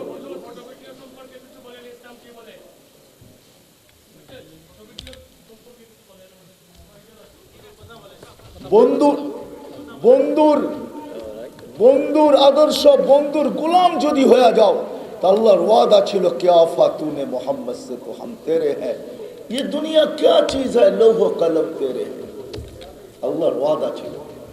কিন্তু আজকে এই উম্মত, আফসোস, যে নবী উম্মতের জন্য চোখের পানি চড়াইতে গেছেন। আমি একটা দুটা হাদিস দিব আপনাদেরকে। কোন এক পর্বে আল্লাহ রসুল জিজ্ঞাসা করছিলেন মিকাইল আলাইহিস ইসলামকে, কেননা মিকাইল আলাইহিস ইসলাম আল্লাহ রসুল যেদিন জন্ম নেয়, ওই দিন মিকাইল আলাইহিস ইসলামকে আল্লাহ বডিগার্ড হিসাবে নির্ধারণ করেন। মিকাইল আলাইহিস ইসলাম কিন্তু আল্লাহ রসুলকে আঙ্গুল ধইরা ঘুরায় ঘুরায় বড় করছে। জন্ম নিতে দেরি, বডিগার্ড হিসাবে আসতে দেরি হন নাই। দ্বিতীয় যেদিন প্রাপ্ত বয়স্ক হন, ওই দিন জিবরিল আলাইহিস ইসলামকে আল্লাহ দ্বিতীয় বডিগার্ড হিসাবে নিয়োজিত করেন। তা আল্লাহ রসুল কোন এক পর্বে জিবরিল আলাইহিস সালামকে বলছিলেন, মা জালা আরা মিকাইল ইয়াবকি, যখনই আমি মিকাইলকে দেখি কাঁদে কেন? তো বলতেছিলেন, জিবরিল আলাইহিস সালাম জবাব দিতেছিলেন, যেদিন থেকে শয়তানকে বিতাড়িত করছে, ওই দিন থেকে মিকাইলের চোখের পানি বন্ধ হয় না, আল্লাহর ভয়ে যে আমাকেও বিতাড়িত করে দেন কিনা। তারপরে আল্লাহ রসুল জিজ্ঞাসা করছেন, মা জালা আরাকা জিবরিল তাবকি, আপনাকেও যখন দেখি তখনই কাঁদেন, কারণ কি? বলছে, যেদিন থেকে আল্লাহ আমাকে দোজখ দেখাইছে, ওই দিন থেকে ভয়ে আর চোখের পানি বন্ধ হয় না। হাদিসে আছে, জান্নাত জাহান্নাম বানায় আল্লাহ ওনাকে দেখে পাঠাইছিলেন যে দেখা আসো কি বানায় রাখছে। তো দুইজন মিলা প্রশ্ন করতেছে, মা জালা নারাকা ইয়া হাবিবার রহমান তাবকি, যখনই আপনাকে দেখি আপনার চোখও পানি শুকায় না কখনো, কারণ কি? আল্লাহ রসুল বলছে, জিবরিল, মিকাইল, যেদিন থেকে জান্নাত জাহান্নাম দেখা আসছি, উম্মতের ব্যথায় চোখের পানি শুকায় না। উম্মতের ব্যথায় চোখের পানি শুকায় না, উম্মতের ব্যথা। সাধারণ মানুষ আপনারা বুঝবেন কি জানি না, বুখারীতে আছে, ব্যথা এতটুকু ছিল, আম্মাজান বসে, ইয়া রাসূলুল্লাহ, সিনার কাছে কান নেওয়া যায় না, কারণ কি? বসে, কি হয়েছে আয়েশা? বলে, প্রেসার কুকারের ভিতর থেকে যেরকম আওয়াজ বাহির হয়, সিটির শো আওয়াজ, আপনার সিনার থেকেও তো শো আওয়াজ বাহির হয়, এরকম আওয়াজ কেন? তো বলছে, উম্মতের ব্যথা, এটা আওয়াজ না, এটা উম্মতের জন্য ব্যথা। এরকম আওয়াজ বাহির হতো, যার চোখের পানি কখনো বন্ধ হয় না। যে মারা দুনিয়ার থেকে চলে যেতেছেন, তখনও কিন্তু পানি নিয়েই চলে গেছেন, কাঁদতে কাঁদতে গেছেন। যদিও আল্লাহ সান্ত্বনা দিছে, কিন্তু পানি শুকায় যেতে পারে নাই। জিবরিল আলাইহিস সালাম জিজ্ঞাসা করছে, তাবকি ওয়া আনতা ইলা রাফিকিল আলা, আপনি এখনো কাঁদেন? আল্লাহর কাছে চলে যাবেন, আল্লাহ আপনার অপেক্ষায় বসে আছে সাক্ষাতের। তো বলছে জিবরিল, ফামান লিবাদিলি উম্মতি, আমার পরে উম্মতকে কে দেখা রাখবে, এই চিন্তা আমার চোখে পানি। আমি ঘরের অবস্থা বললাম না, আমার কাছে রেওয়ায়েত আছে আল্লাহ রসুল কবর থেকে উঠবে, কিন্তু কাঁদতে কাঁদতে উঠবে। জিবরিল আলাইহিস সালাম পর মারবে আর বলবে, কুমিয়া হাবিবুর রহমান, ওনাকে হুকুম করা হবে আমার বন্ধুকে মাকামে মাহমুদে নিয়ে আসো। তো উনি আসবে, পর মারবে। হাদিসকে আমি কেটে দিছি, আগের অংশ বাদ দিলাম। তো উনি পর মারবে আর বলবে, কুমিয়া হাবিবুর রহমান, আল্লাহর বন্ধু ওঠেন। কিন্তু পরক্ষণে হাদিসের শব্দ হলো ইয়াকুম ওয়ায়াবকি ওয়ায়াকুল, তিনটা ওয়ায় হালিয়া, ইয়াকুম ওয়ায়া, কিন্তু কানতে কানতে উঠবেন, বলতে বলতে উঠবেন, জিবরিল আইনা উম্মতি, আমার উম্মত কই। যে কবর থেকে উম্মতের জন্য কানতে কানতে উঠবেন। মাকামে মাহমুদে যাবে, কিন্তু বসবে না, হাত টাইন হাত রেখে দাঁড়ায় থাকবে। আল্লাহ বলবে, বন্ধু বসেন, এটা তো আপনার জন্য, টাইম পাশে থাকবে। আল্লাহ বলবে, আমি বসবো না। বলছে, হাত কেন রেখা দাঁড়ায় আছেন? বলে, আমি যে মালিক এটার প্রমাণ করতেছি, হাত রেখা। বসেন, বসবো না। কেন? তো কারণ দর্শাবে যে আমাকে যদি বসায়া দেন, বা আমাকে আপনি বসায়া দিতে চাইতেছেন, আমাকে যদি বসায়া দেন, তো আমার উম্মতের জন্য হাউজে কাউসারে যাবে কে, মিজানে যাবে কে, পলসেরাতে ছুটবে কে, আমার উম্মতের জন্য চোখের পানি ঝরাবে কে, আমার উম্মতের জন্য এই 3 জায়গায় ছুটবে কে, কে হাউজে কাউসারে পানি পান করাবে, কে মিজানের কাছে দৌড়ে পাল্লা সামনে ঝুঁকায় দিবে, কে পলসেরাতের কাছে যায়া দুরুদের গাঠটি মাথার মধ্যে দিয়া পারকে করায় দিবে। এই জন্য বলবো, ওই নবী যে কিয়ামতের মাঠেও চিৎকার দিবেন, আরশেও চিৎকার দিছেন, এটা বলেই যখন আল্লাহ বলছেন, কি চাইতে আসছেন? বলছে, কিচ্ছু চাই না, আসআলুকা উম্মতি, আমি উম্মত চাইতে আসছি, আমি উম্মত চাই। আনতা রব্বুল করিম আনা নবিয়ুর রহিম, আপনি রব্বে করিম, আমি নবী রহিম।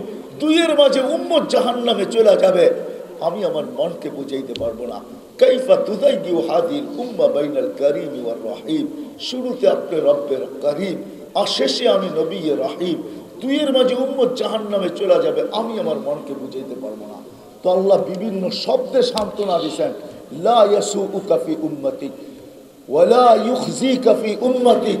আবার আল্লাহ এই শব্দ দিয়েও সান্ত্বনা দিয়েছেন, বন্ধু আনা মালিক ইয়াউমিদ্দিন ওয়া আনতা সাহিবা ইয়াউমিদ্দিন, আমি কিয়ামতের মালিক বটে, কিন্তু কিয়ামতের বাদশা আপনি। সালতুতা শাফি তুশাফা, এই শব্দ দিয়েও সান্ত্বনা দিয়েছেন যে আপনি চাবেন আমি দিব, আপনি সুপারিশ করবেন আমি মঞ্জুর করব। কিন্তু তারপরও আল্লাহ বলতে বাধ্য, হাবিব এত কিছু বলার পরও কিয়ামতের দিন আপনিই একমাত্র নবী আর রসুল, আপনিই একমাত্র কিয়ামতের দিন চিৎকার দিতে থাকবেন, উম্মতি উম্মতি উম্মতি উম্মতি। অথচ নবী আরো 312 জন আছে, উলুল আজমে মিনার রসুল আরো 4 জন আছে। আল্লাহর নবীর দৃশ্য, আমার ছবি চিত্র আমাদের সামনে তুলে ধরতেছেন। আম্মা জানের এক প্রশ্নের জবাবে যে কিয়ামতের দিন কেমন হবে, আমরা কিভাবে আসবো, আম্মা জান আল্লাহ রসুল বলছে, হোফাতান ওরাতান, খালি পায়ে হাইটা উলঙ্গ আসবে সবাই। আম্মা জান চিৎকার দিয়া বলছে, আলা ইয়ারা বাদুনা বাবা, ইয়া রাসূলুল্লাহ, এটা কেমন ব্যাপার, একজন আরেকজনকে দেখবে না? তা আল্লাহ রসুল শোয়ার থেকে উঠা বসছেন আর চেহারার রং পরিবর্তন হয়ে গেছে। বলছে, আয়েশা ইয়াউমুন আসির, বড় কঠিন দিন। বলছে, কেমন কঠিন? বলে, তোর সামনে 2টা চিত্র তুলতেছি, কাআন্নী আনদুরু মুসা, আমি মুসা আলাইহিস সালামের মতো নবীকে দেখতেছি, মুতালাফফিফুন বি উমুদিল আরশ, আরশের খুঁটির সাথে, আরশের খুঁটিকে ধরে চিৎকার দিতেছে, মুতালাফফিফুন বি উমুদিল আরশ, আরশের খুঁটিকে জড়ায় ধরে চিৎকার দিতেছে আর বলতেছে, রব্বি লা আসআলুকাল উম্মি ওয়ালা আসআলুকা উখতি, লা আসআলুকাল ইয়াউমা উম্মি, আজকে মাকে চাই না, বোনকে চাই না, আসআলুকা নফসি, আমাকে বাঁচাও। বলছে, এটা একটা দৃশ্য আয়েশা, দ্বিতীয় দৃশ্য ওয়াজি আবি জাহান্নাম, যখন জাহান্নামকে আনা হবে 70,000 শিকল দিয়া টাইনা, প্রত্যেক করার সাথে 70,000 ফেরেশতা থাকবে, প্রত্যেকটা করার সাথে, আংটার সাথে। দুজক সবাই হাতের থেকে ছুটবে আর নিজে ছুটতে থাকবে কিয়ামতের মাঠের দিকে। তো জিবরিল আলাইহিস সালাম যখন এই দৃশ্য দেখবে, আল্লাহ ডাইন পাশে থাকা সত্ত্বেও চিৎকার দিবে আর মাটিতে বসে পড়বে আর বলবে রব্বি সাল্লিম সাল্লিম, রব আমাকে বাঁচা। বলছে ওই দিন আপনি একা নবী রসুল যিনি উম্মতের জন্য চিৎকার দিতে থাকবেন রব্বি উম্মতি রব্বি উম্মতি রব্বি উম্মতি। ওই নবী জীবন নিয়ে আসছিলেন আমাদের জন্য, যেন আমরা ছোট্ট জীবনটা সুখে থাকি, চিরদিন যেন আমরা সুখী হই। কিন্তু আফসোস আফসোস উলামায়ে কেরাম চেষ্টা করতে কম করেন নাই। হাজারো কবরে চলে গেছে, হাজারো কেন লক্ষ কবরে চলে গেছে, লক্ষ কোটি এখনো দুনিয়ার বুকে চেষ্টা করতেছে উম্মতকে বা জাতিকে। আমি তো বলবো বাংলাদেশের উলামায়ে কেরাম জনসাধারণকে ওইটাই করতে চাইতেছে যেটা আল্লাহর রসুল বলছিলেন, যে আমি কমর ধরে তোমাদেরকে জাহান্নাম থেকে বাঁচাইতে চাইতেছি, আর তোমরা পতঙ্গের মতো এটার ভিতরে পড়তে চাইতেছ। আমরা শত যাতনা সহ্য করা, শত অপবাদ সহ্য করা, শত কিছু সহ্য করা, আপনাদের সিলেটে এয়ারপোর্টে নামতে দেরি, প্রশ্নের সম্মুখীন হইতে দেরি হয় না। যতবারই নামি ততবারই প্রশ্নের সম্মুখীন হইতে হয়, কেন আসছেন, কোন দল করেন, কি করেন, এটা সেটা। তারপরও উম্মতকে বাঁচানোর জন্য বর্তমানের উলামায়ে হক্কানি কমর ধরে যেন টানতে চাইতেছে জাহান্নাম থেকে বাঁচ, জাহান্নাম থেকে বাঁচ, বাঁচাইতে চাইতেছে। আল্লাহর রাসূল এই জন্যই আসছিলেন আর শর্ট করছিলেন আমাদের জন্য, শর্ট। এটাই বোঝানো যায় শর্ট। আল্লাহর রাসূল এই উম্মতের জন্য বড় কোর্স নিয়ে আসেন নাই। অন্য অন্য উম্মতকে লম্বা দৌড়াইতে হইতো, এই উম্মতকে লম্বা দৌড়ানোর প্রয়োজন নাই। এই উম্মত 10 দৌড়াইলেই 100 হয়ে যায়। 10 দৌড়াইলেই কি 10 দৌড়াইলে, আর আমার কথা কি বুঝছেন? কি 1 করলে কত, 10 করলে বাকি 1,312,000 জন রসুল, 1,00,000 নবীর উম্মতকে 100 পর্যন্ত দৌড়াইলে 100, আর আমরা 10 দৌড়াইলি। হয় কেমন দয়ার নবী ছিলেন, আমাদের 10 দৌড়ান পর্যন্ত পছন্দ করেন নাই, দিলকে বুঝাইতে পারেন নাই, বরং উল্টা হাত উঠে দিয়েছেন সিদলি উম্মতি। আল্লাহ 10 দৌড়াবে তারপরে মিলবে 100, আটটু কম করা যায় না, দৌড়, পরিশ্রম, ক্লান্তি। তো আল্লাহ বলছে বন্ধু আপনি হাবিব জান উম্মতকে বলেন একই 100। কি একই? 1 করবো কত পাবো? 1 করলে 100। আপনি একটু ভাবেন, আমি ভাবাইতে চাইতেছি আল্লাহ রসুলের কাছে 1 যেন লম্বা হয়ে গেছে, 1 তারপরে 100, আর একটু বাড়ানো যায় না? তো আল্লাহ বন্ধু 700, 1 কত? 1 700, মানে 1 ভাগের 7 ভাগের 1 ভাগ দৌড়াবেন 100 হয়ে যাবে, ঠিক না? বুঝাইতে পারতেছি? এই 1 ভাগ দৌড়ানো যেন আল্লাহ রসুলের কাছে কষ্ট লাগতেছে। উম্মত এতটুক দৌড়াবে তারপরে 100 মিলবে, 7 ভাগের 1 ভাগ দৌড়াবে তারপরে 100 মিলবে। তাইলে আর আমি বন্ধু হয়ে লাভ হলো কি? আটটু বাড়ান যায় না? তো আমি আগে যেটা বলছিলাম, আল্লাহ বলতেছে বন্ধু আপনার পরে নবী নাই, আপনার উম্মতের পরে উম্মত নাই, সওয়াবের পাত্র রাখমু তো রাখমু কার জন্য? আপনি পুরাটা পাত্রই উঠে লয়ে যান বেগায়ের হিসাব। আমাদের জন্য নবীর চোখে পানি ছিলেন, সহজ করছিলেন, সহজ। এই জন্য মঞ্জুর করাইতে করাইতে করাইতে করাইতে করাইতে আমি আমার জীবনের কথা বলতেছি। আমি মাদাগাস্কার গেছি, মাদাগাস্কার আজ থেকে 5 বছর আগে। দেশের নাম শুনছেন কিনা জানি না। মাদাগাস্কার একটা দেশ আছে আফ্রিকার মহাদেশ, ভারত মহাদেশের ভিতরে লম্বা, আমাদের দেশের থেকে 6 গুণ বড় হবে, পুরো সমুদ্রের ভিতরে। ওটার নাম ছিল মদিনাতুল আসকার। এখন নাম হয়েছে মাদাগাস্কার, আসলে নাম ছিল মদিনাতুল আসকার। মুসলমানরা স্বাধীন করছিলেন ওই দেশ, পুরো মুসলমান ছিল। এখন 1 কোটি না 20 লক্ষর মতো মুসলমান আছে। 4.5 কোটি মানুষের ভিতরে সব খ্রিস্টান হয়ে গেছে, সব খ্রিস্টান হয়ে গেছে। কোনো একটা মানুষকে চিনা যায় না, পোশাকে না, কোনোভাবে চিনা যায় না এটা মুসলিম। আপনাকে জিজ্ঞাসা করতে হবে ইউ আর মুসলিম, তো সে বলবে মুসলমান। আমি একজনকে জিজ্ঞাসা করছিলাম, তো সে আমাকে বলতেছিল 100% মুসলিম। তো আমি আমার মোবাইল থেকে একটা ছবি দেখাইছি যে এটা যদি 100% হয় তো এটা কত পার্সেন্ট? তো তার চোখে পানি চলে আসছে, পানি। তো সে আমাকে একটা উত্তর দিছিল, মুফতি সাহেব শোনেন, আপনার কাছে আমি হার মানলাম, কিন্তু আপনি আমাকে কাদায়া দিলেন। শোনেন, আমাদের পরিবেশ নাই, পরিস্থিতি নাই, কিচ্ছু নাই, শুধু আমাদের এখানে কিচ্ছু নাই, এখানে একটা কলেমা রাখা আছে শুধু, আর কিচ্ছু রাখা নেই। আমি ওর কান্নার সাথে কাঁদতে বাধ্য হয়েছি, তার পিঠে হাত দিতে বাধ্য হয়েছি, মাথায় হাত দিতে বাধ্য হয়েছি। কেন এক হাদিস আমার তখন আমার দিলকে ফেরা ফেলছে। আবু যর রাদিয়াল্লাহু তাআলা আনহু থেকে হাদিস, আল্লাহর রাসূল বলছেন শুধু কলেমা জান্নাতে নেওয়া যাবে, কিচ্ছু থাকবে না। তা আবু যর রাদিয়াল্লাহু তাআলা আনহু বলছে শুধু কালেমা জান্নাতে নেওয়া যাবে? তো বলছেন ওয়ালাউ রাগিফা আনফা আবা যর, আবু যর তোর মা নাক যদি মাটিতে মলতেও থাকিস, তারপর ওই কলেমাটাকে জান্নাতে নিবে। এই হাদিস আমার বুঝে আসে না যত মাদাগাস্কার না গেছি।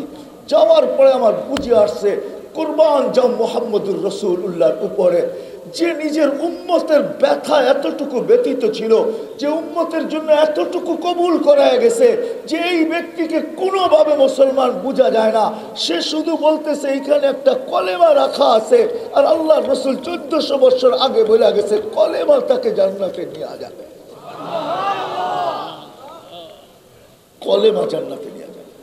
চলেন এই হাদিসই শেষ করতেছি। এই কলেমা শুধু আমাদেরকে জান্নাতে নিবে না, আরে দুযোগে পর্যন্ত আমাদেরকে উপকার দিবে এই কলেমা। হ্যাঁ হ্যাঁ, আমার কাছে রিওয়ায়াত আছে এই উম্মত জান্নাতে যা দুযোগে যাবে, কিন্তু হাতকড়ি থাকবে না, পায়ে বেড়ি থাকবে না, গলায় চিকল থাকবে না, চেহারা কালো হবে না। মালিক জিজ্ঞাসা করবে এটা কেমন আসামি, হাতকড়ি কই, বেড়ি কই, গলার চিকল কই, চেহারা চকচকে কেন?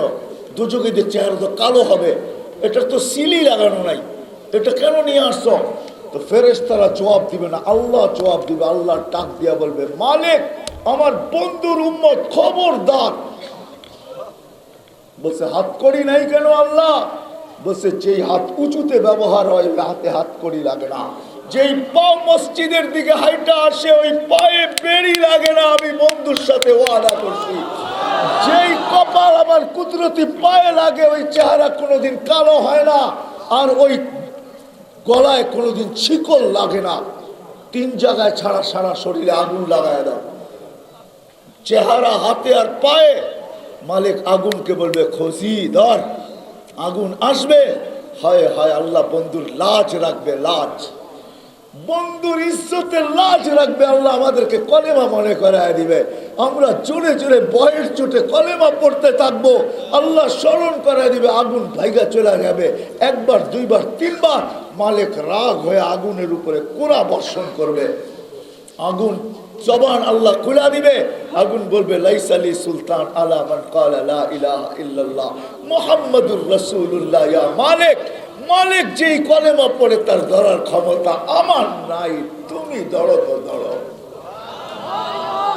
মুহাম্মাদুর রাসূলুল্লাহ আমাদের জন্য কোরআন আসেন, আসেন, আসেন। যদি দুনিয়ায় সুখ পাইতে চাই, মরার পরে যদি শান্তি পাইতে চাই, আজকেও ওই মুহাম্মাদুর রাসূলুল্লাহর আদর্শ নিয়া হক্কানি উলামায়ে কেরাম, হক্কানি আল্লাহওয়ালারা গ্রামে গঞ্জে সর্ব জায়গায় এক পরিবেশ, এক মেলা খুলা বসা আছে।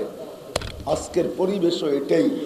এই জন্যই যতটুক আমি এদের সাথে নিজের সংযুক্ত করব, নিজের এদের সোহবতে নিজেকে আনবো, এদের কাছে যতটুকু আনবো, এদের থেকে যতটুকু আমি কাছে থাকবো, সহযোগিতা করব, কাছে থাকবো, এদের সোহবতে থাকবো, এদের সাথে সাথে থাকবো, এদের সাথে উঠা বসা করব। ও মেরে দোস্ত, সব লোহাতে চুম্বুক হয় না, চুম্বুকও কিন্তু লোহার তার। কিন্তু লোহা যদি চায় যে আমি চুম্বুকের আকর্ষণ আনতে চাই, তাহলে লোহার জন্য সহজ পদ্ধতি হইল তুমি চুম্বুকের সাথে লেগা থাকো, চুম্বুকের আকর্ষণ তোমার ভিতরে আসতে থাকবে। আজকে আমরাও যদি নবীর আদর্শে আদর্শবান হইতে চাই, এই ছোট্ট জীবনটা যদি সুখী হইতে চাই, মরার পরে যদি চিরদিনে শান্তি পাইতে চাই, তাহলে আল্লাহ রসুলের আদর্শ ছাড়া কোনো আদর্শ আমাদের জন্য নাই। কিন্তু আজকে আল্লাহ রসুলের আদর্শ পাবো তো পাবো কোথায়? তো এই সমস্ত হক্কানি ওলামাদের কাছে। আল্লাহ রসুলের প্রত্যেকটা জিনিসকে সুরক্ষিত আছে। আমি আপনাদের পায়ে হাত রেখা বলবো, আসেন হক্কানি ওলামাদের পিছে আসি, সাথে আসি, পাশে আসি, হক্কানি ওলামাদের সাথে থাকি, এদের কাছে আসি, এদের কাছে বসি, এদের কাছ থেকে নবীর তরিকা শিখি, জিন্দেগি শিখি। যদি নবীর জিন্দেগি আবার আমরা প্রতিফলিত করতে পারি, তো মেরে দোস্ত ওই দিন আসতে পারে যে আমাদের কাছে কিচ্ছু থাকবে না, কিন্তু সারা দুনিয়া আমাদের কাছে সুখ নিতে আসবে। এটা সব, সারা দুনিয়া আমাদের কাছে সুখ নিতে আসবে। আমি এই 2019-এর কথা বলতেছি, করোনার আগের কথা। আমি আমেরিকার এক এয়ারপোর্ট থেকে বাহির হতেছিলাম, আমার সফর ছিল তাবলিগি সফর। তো বৃদ্ধা মহিলা বসে কাঁদতেছে, আমি ওকে জিজ্ঞাসা করলাম তুই কাঁদিস কেন? তো আমাকে ইশারায় দেখাইতেছে ওইদিকে দেখ। তো ওইদিকে যখন দেখছি এক দাড়ি টুপিওয়ালা মুসলমান ছেলে মাকে কোলে করে হুইল চেয়ারের থেকে উঠে গাড়িতে বসাইতেছে। ও আমাকে বুঝাইতে চাইতেছে, দেখ সন্তান তার মাকে কিরকম আদর স্নেহ যত্ন করে বাচ্চার মতো করে গাড়িতে বসাইতেছে। তারপরে বলতেছে আমার সন্তান কোথায় হারায় গেছে আমি জানি না। হায় মুহাম্মদুর রাসূলুল্লাহ ওই সুখ দিছিলেন। কি রাজি? আল্লাহ রসুলের জিন্দগি শিখতে রাজি? পাক্কা ওয়াদা? বিলকুল। কিন্তু 100 যেটা, একটা তো ওয়াদা আপনাদেরকে নিয়ে বলবো, যেটা 100। আমি তো বলি এই উম্মত যদি আজকে 3টা কাম করতো, কিচ্ছু না করতো, কিচ্ছু না করতো, 5 ওয়াক্ত নামাজ পড়তো, যদি এটাও না পারতো, এই উম্মত যদি 12 মাসের ভিতরে 11 মাস কিচ্ছু না করতো, রমজানটা আল্লাহকে দিয়া দিত। কোনটা? কয়টা? রমজানটা কি করতো? 1 মাস 70 মাস ছিল। 70 মাস না, 1 মাস 89 বৎসর 4 মাস ছিল। 4 মাস আমি হিসাব করে দেখা দিব। যদি এটাও না করতো, এই উম্মত যদি 365 রাতের ভিতর থেকে 360 রাত্র কিছু না করতো, শুধু 5টা রাত্র আল্লাহকে দিয়া দিত। 21, 23, 25, 27, 29, তাইলো লাইলাতুল কদর পাওয়া যেত। লাইলাতুল কদর 83 বছর 6 মাস। আজকে এই উম্মতের দুরবস্থা এরকম হইত না। এই জন্য আপনাদের কাছে দরখাস্ত, আজকের থেকে পাক্কা ওয়াদা করেন যে আমি নামাজ ছাড়বো না। ছাড়বেন? পড়বেন? পাক্কা ওয়াদা? বিলকুল। নামান আরেকটা ওয়াদা নিব, এই মজমাই যদি আজকে, এটা তো গোলাপগঞ্জ ঠিক না থানা হিসাবে, এই মজমাই মনে হয় গোলাপগঞ্জের জন্য যথেষ্ট। গোলাপগঞ্জ কেন, 313 জন যদি সারা দুনিয়ার জন্য যথেষ্ট হয়, এই মজমা তো সারা দুনিয়ার জন্যই যথেষ্ট, ঠিক না? তারপরও গোলাপগঞ্জের জন্য বলতেছি, কালকের থেকে যদি আমরা শুরু করি যে আমরা কালকের থেকে যে নামাজ পড়বে না তাকে পায়ে ধরে হলেও নামাজ পড়াবো। কেননা আমি ওই হাদিস আপনাদের সামনে রেখা বলতেছি। আল্লাহ রসুল চোখের পানি জড়াইতে জড়াইতে বলতেছিলেন হারেস বিন নোমানকে, হারেস কাইফা বিকুম ইদা উমিতাতিস সালাহ। ও হারেস, ওই দিন কেমন হবে যেই দিন আমার উম্মতের জীবন থেকে নামাজ মোড়া যাবে। অকাদ কুররাতু আইনি বিয়াস সালাহ, নামাজ আমার চোখের শীতলতা, যার কারণে আইসেই চিৎকার দিয়েছেন নামাজ নামাজ। দুনিয়াতে আসতে দেরি, সেজদা করতে দেরি করেন নাই, যাওয়ার সময় চিৎকার দিতে দিতে যাইতেছিলেন আসসালাহ আসসালাহ ওমা মালাকাত আইমানুকুম। এই জন্য আপনাদের কাছে দরখাস্ত করব, কালকের থেকে আমরা যারা নামাজ পড়ো না পায়ে দৌড়া হইলেও নামাজ পড়াবো। পড়াবেন? ধরবেন? পায়ে ধরবেন? হ্যাঁ, এটার পিছনে আমার একটা কারণ আছে। আমি এটা বইলা কাউকে সজাগ করতে চাই না। ওটা বইলা আমি কাউকে সজাগ করতে চাই না। আমার কাছে দলিল আছে। আমি কেন আপনাদেরকে বলতেছি যে পায়ে দৌড়া হলো মসজিদ বড়। যেদিন থেকে আমাদের জুমার জামাত আর ফজরের জামাত সমান হবে, ওই দিন আকাশে কি ঘটবে ওটা আমি আপনাদের সামনে খুইলা কাউকে সজাগ করতে চাই না, বরং আপনাদেরকে আমি এটার উপরে লাগাইতে চাই যে আসেন কালকের জায়গায় আজকে করি। যত তাড়াতাড়ি করব তত তাড়াতাড়ি ওই হাদিসে যেটা আছে, কিতাবে যেটা আছে ওটা প্রতিফলিত হবে। কারণ আমি যদি এখন বলে দিই আপনাদেরকে, তাহলে কিন্তু দুশ্মন আরো সতর্ক হয়ে যাবে, শয়তান আরো খেপা যাবে। যারা নামাজি আছে তাদেরকেও নামাজ থেকে দূরে সরাবে। কেননা শয়তান জানে যেদিন জুমার জামাত আর ফজরের জামাত সমান হবে, ওই দিন আকাশের কালার চেঞ্জ হবে, সূর্য অন্যরকম আলো নিয়ে উঠবে, আকাশের ভিতরে অন্যরকম ঝান্ডা কুদরতি পক্ষে আল্লাহর পক্ষ থেকে উত্তোলন করা হবে। হায় হায় হায়, এই জন্য আপনাদের পায়ে হাত রেখা বলি যে কালকের থেকে আমরা নামাজ পড়বো না, পায়ে দৌড়া হইলেও পড়াবো। পড়াবেন? হ্যাঁ, আপনারা চান যে ইসলামের এটা ঘটক, উন্নতি ঘটক? চান? হ্যাঁ চান? যদি চান, শুধু আওয়াজ না দিতে চান, আমি আওয়াজে বিশ্বাসী না যে এটা করে ফেলবো সেটা করে ফেলবো। আমি আওয়াজে বিশ্বাসী না, আমি স্কিমে বিশ্বাসী। স্কিম বোঝেন? স্কিমে বিশ্বাসী আমি আওয়াজে বিশ্বাসী না। চলেন, লম্বা হয়ে যেতেছে কিনা জানি না। আমি একদিন এক পাদ্রির সাথে আমার দেখা হয়েছে। আমি আসতেছিলাম বাংলাদেশের এক অজয় পাড়াগায় গ্রাম থেকে। রাঙ্গামাটির থেকেও 7 ঘন্টা সময় লাগে ওইখানে পৌঁছতে ট্রলারে।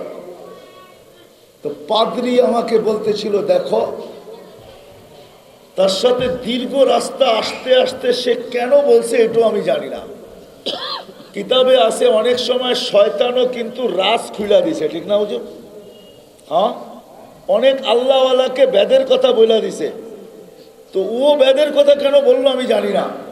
তো বলতেছিল, শোনো তোমরা কোনো জায়গায় যাও, তাবলিগের পরিচয় শোনা বলছে, কোনো জায়গায় যাও তোমরা তো 4 মাসের জন্য যাও, চিল্লার জন্য যাও।